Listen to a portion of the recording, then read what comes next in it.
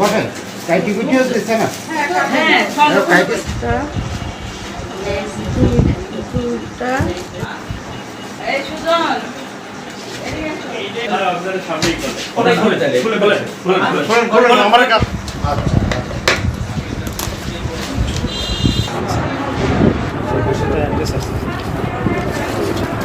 আমি সকালে আসছি আসা একটা ক্লাস করলাম।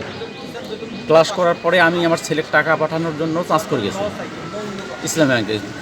কারণ এর মধ্যেই ফোন পাইলাম যে আমাদের নামে আমার নামে একটা আসছে, পার্সেল আসছে।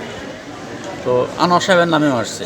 তেমন তাহলে একই জিনিস মনে হয় আনোয়ার সাহেব খুলতে পারেন। আনোয়ার সাহেব খুললো, খোলার পরে আমাকে ফোন সে দিছে যে এর মধ্যে তো দেখছি কাপড়ের কাপড়, আপনি তাড়াতাড়ি আসেন।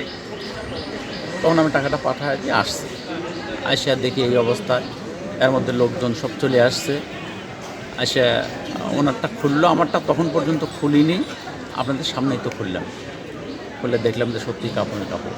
এইটা তো আমরা এরকম ধারণা করছি না যে এই জন্যও হতে পারে, কিন্তু মনে হয় না।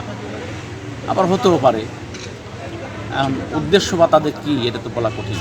কিন্তু ব্যক্তিগতভাবে যে কাউকে ধারণা করব এরকম মনে হচ্ছে। আমি মোহাম্মদ আনোয়ার হোসেন, সহকারী অধ্যাপক রোজি মোজাম্মেল মহিলা কলেজ।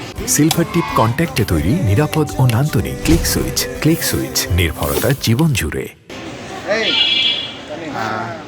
আজকের ঘটনাটা একটু সংক্ষেপে বলি।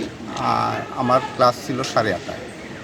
আমরা কলেজে যথারীতি আসছি, ক্লাস নিয়েছি এবং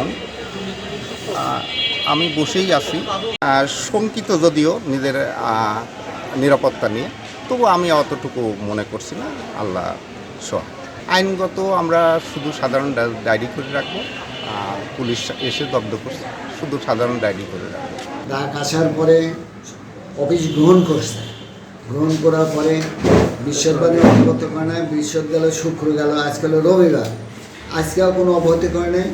ওনারা আসছে, ওনাদের হাতে দেয় না, দিয়ে দেশে দিয়ে 2 টিচার চিঠি, তারা আমাকে বলে স্যার এই বিষয়টা। আর 11টাতে মিটিং শুরু হয়েছে।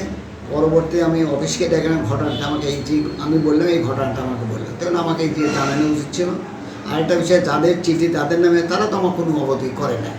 অতএব আর তারা যদি না করে বুঝতে, তো আমি কিছু বলতে পারি না। তবু আমি নিজেকে খুব চিন্তা, যেহেতু আমার কলেজের ঘটনা, তারা কী জন্য আমাকে বললো না, তাদের বলা উচিত ছিল।